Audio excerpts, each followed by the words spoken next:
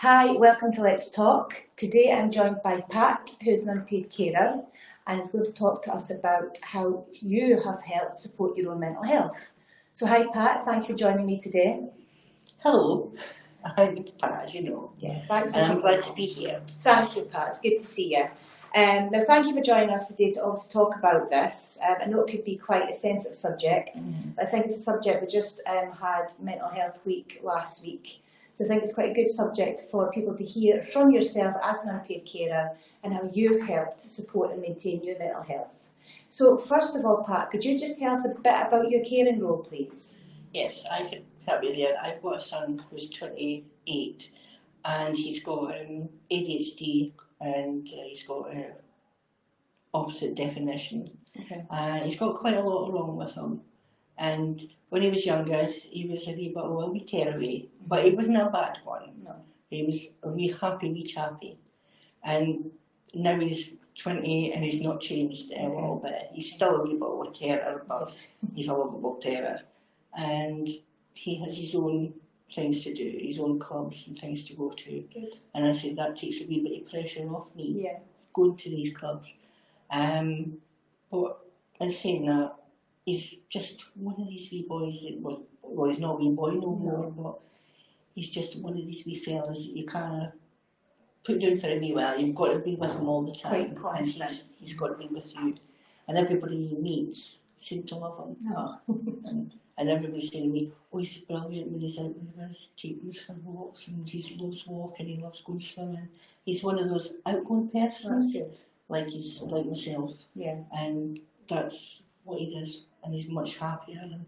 And I'm much happier than myself as well with him. Yeah. I've not had any problems with my son. No. Since he was a child until he is to now. Yeah. No problems at all with him. A wee terror. Yeah. I can imagine though, obviously, when he was younger and first maybe diagnosed and things like that, I can imagine that was probably quite a tough time for you. Yes. You then realising you were there in that unpaid care role for your son. Yes. So what did you do at that early stage then, Pat, to help yourself, obviously at the same time, help and care for your son? Mm-hmm. Well, when my son was 6 months, I knew there was something wrong because he couldn't hold himself up. Okay. And when he was 15 months, he couldn't walk.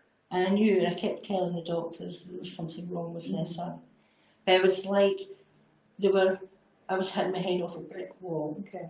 And when eventually I got the help I needed from him, I had to actually collapse on a bus. You know, I collapsed on a bus because of the pressure and everything that I was telling people there's something wrong, but they weren't listening. And I think it stemmed from there, but it wasn't as bad as what happened to me. But I eventually got the help. I ended up having to collapse on a bus to get the help I needed. Okay. And then when I did get the help, it made life a wee bit more easier for me to deal with my sons, what was wrong with them and everything. But after all that, carry on, be not listening, not people listening, and that is the big problem. People don't listen, and that is where a lot of the problems happen with inside you. You're saying, "Am I doing the right thing here, or do I have to go through life like this, thinking nobody cares?" And it's true. They don't really care until you keep pestering and saying there's something wrong with my son or my daughter or whoever you're looking after.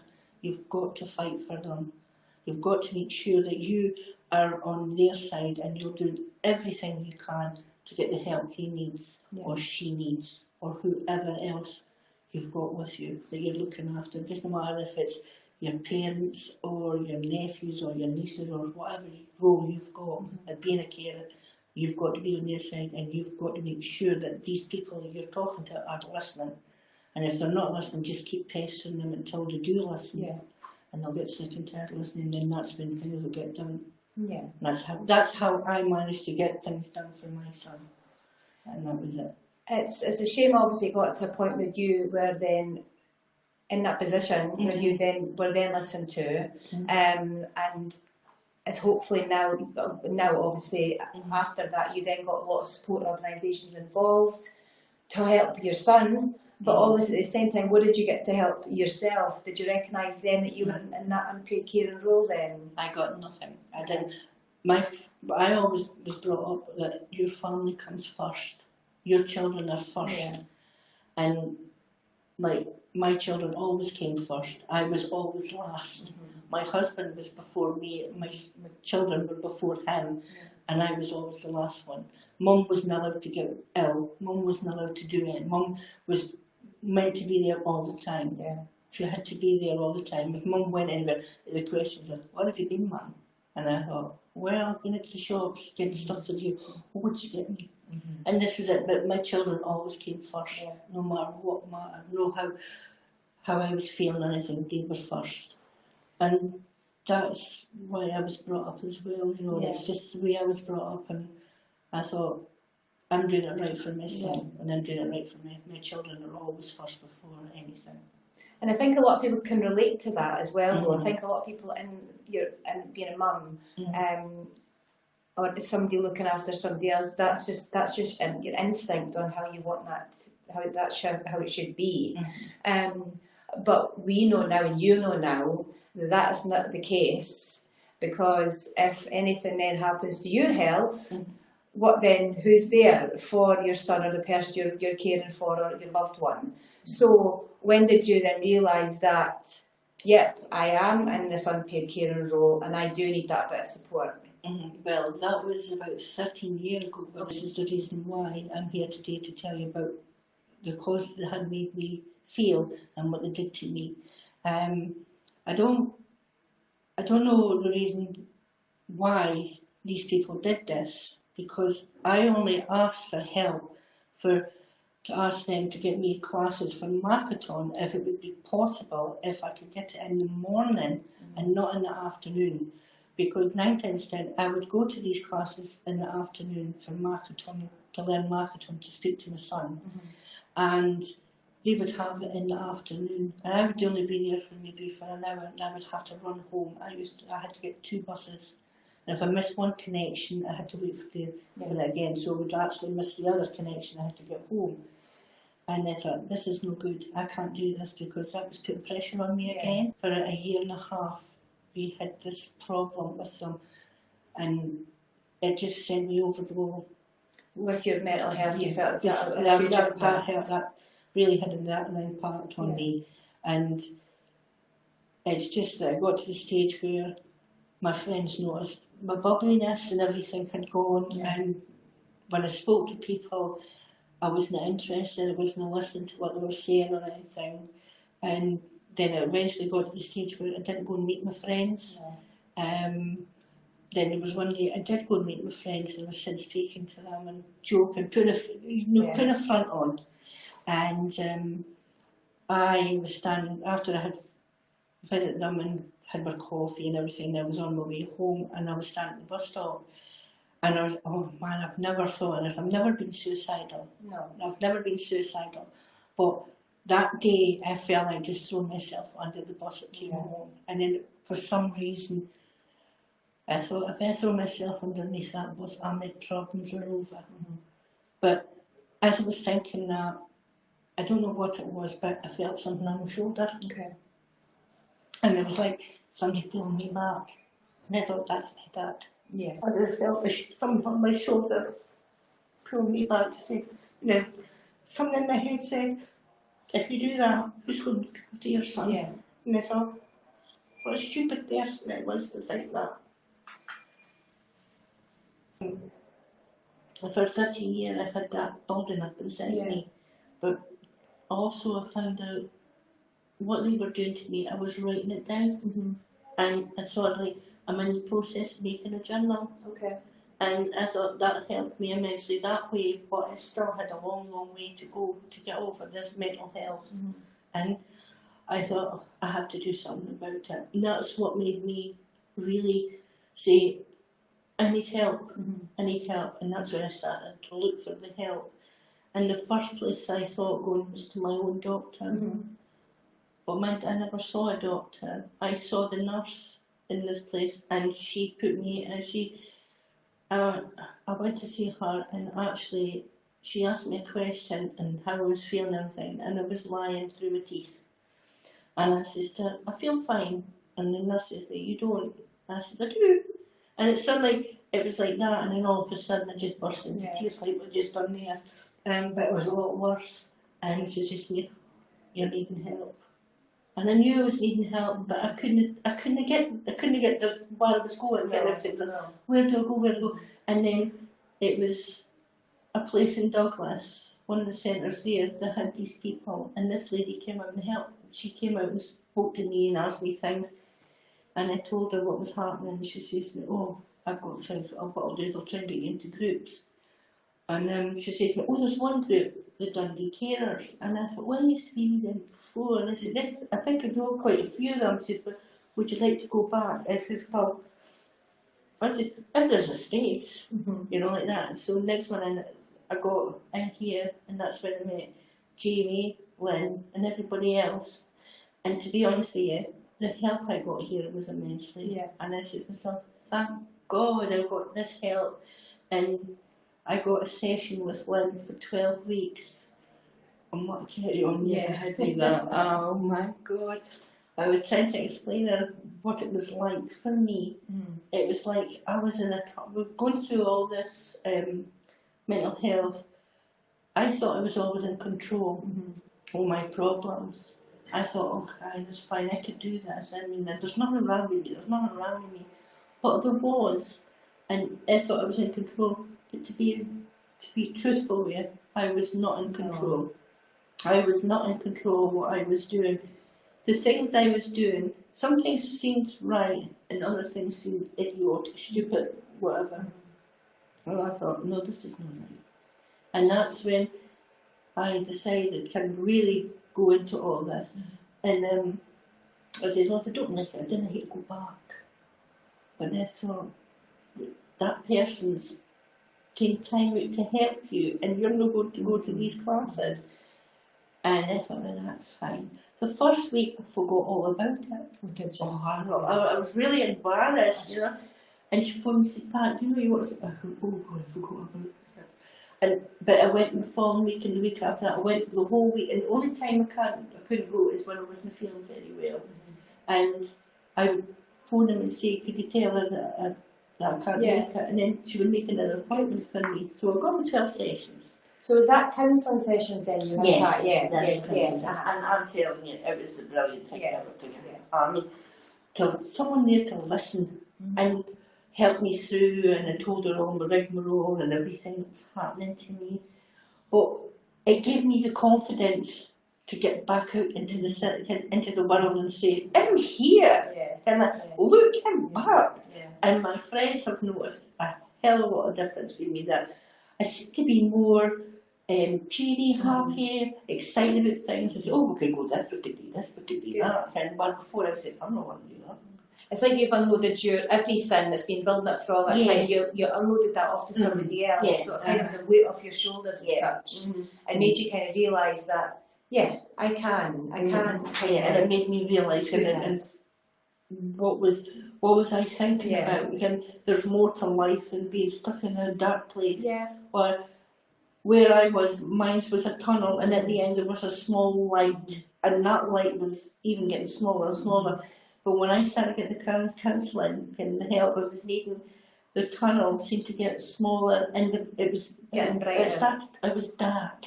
And I said, then by the end of the counselling, I thought, come out the dark, come into the light. The light's coming in. It's just like a great big beam just shot on me there to say, this is where you should be. Not down here. You should be up here, and fight for what you think is right. Fight for what you want to do.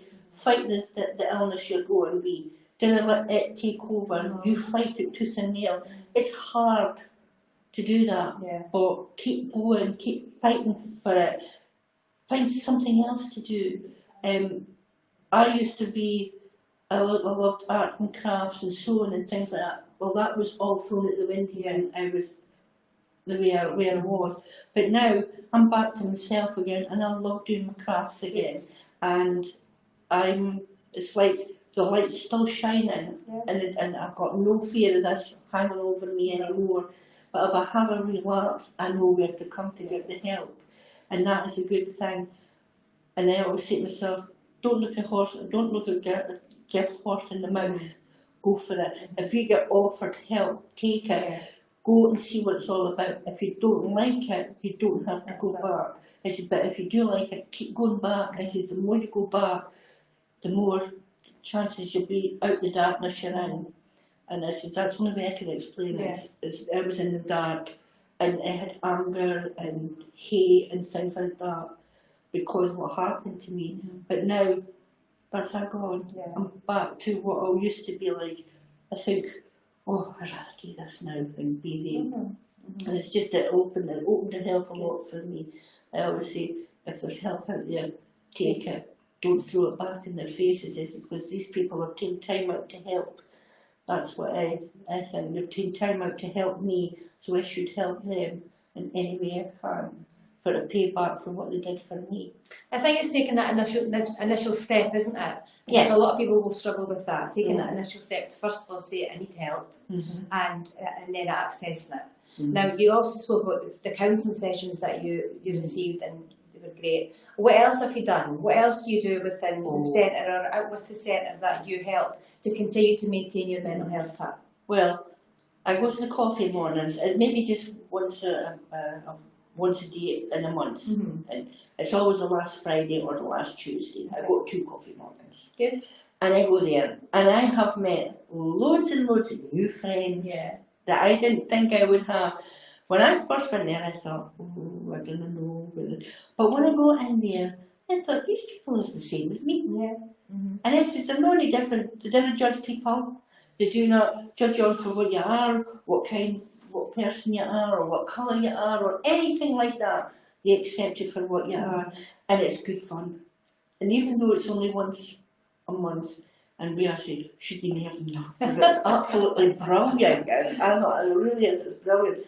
I've made loads and loads of new friends. That's good. And also, even here, I've met people in here, and they've come up and say, how are you doing? I said, I'm doing fine. And it's like long lost friends. And that's what the feeling I get when I come in here. It's like you're part of the family as well as everybody else. I mean, even though you don't work there, you walk in the door, go, hi, Pat, how are you doing? I say, no problem, I'm fine. And things like that. But even that helps with your mental health. Even if somebody stands and speaks to you, how you are. And you feel good within yourself. But I have actually, I think my life is back on track, and I'm on the right way again. I'm going the right way. But I always say to people, take what opportunities you get. Do not actually throw them away. I say, well, fight for yourself. But yeah, you're right, and I think we've covered that by saying, I mean, you're in a situation where you solely looked after everybody else. Your mental health and your well-being took a hit.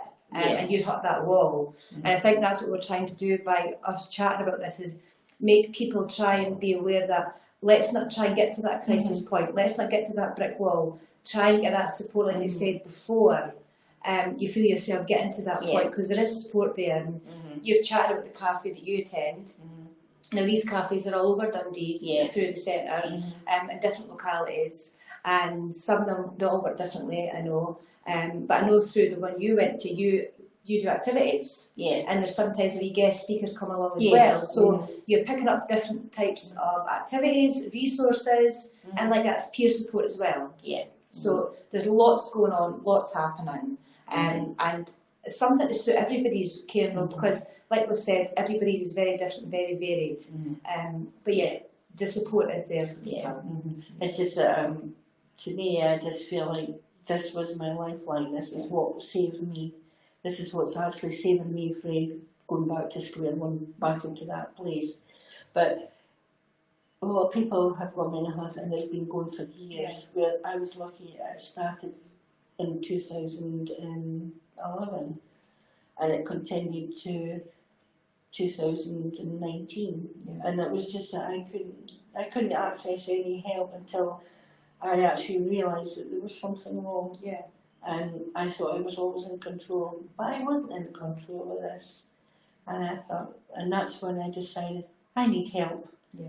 And that was the first thing, was I decided to go for the help and not wait for someone else to say, you're needing help, you're needing to go, you're now doing this and that. It's me. And when I went to see the nurse, I told her, and that's when I said, I need help. And she says, yeah, but no, you need help. And that's why she started the ball rolling for me. Good. And I could say, thank God that nurse was there that day, or I wouldn't be any the wiser. I would be still where I was in that dark tunnel, trying to get out. Yeah. And but we go to these coffee mornings and things. It's fantastic, and it's brought me back to reality where not everything is bad. No. Everything that if you come out this darkness and come into the light, there is a lot of things out there that's going around because you get help. They let you know benefits, they help you with benefits what you're entitled to, or things that you didn't know before, or if you're in food banks and everything, and that's the information you get. It helps. It helps you, and then you realise I'm not alone here. There's other people around here in the same boat as what I am, and they're fine as well for their sanity. And I thought, well, I'm fine for mine.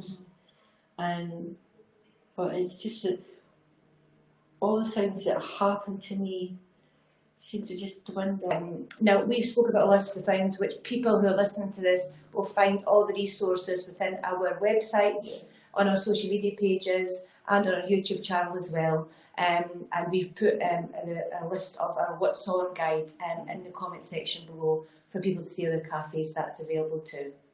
So Pat, thank you very much for joining me today. My pleasure.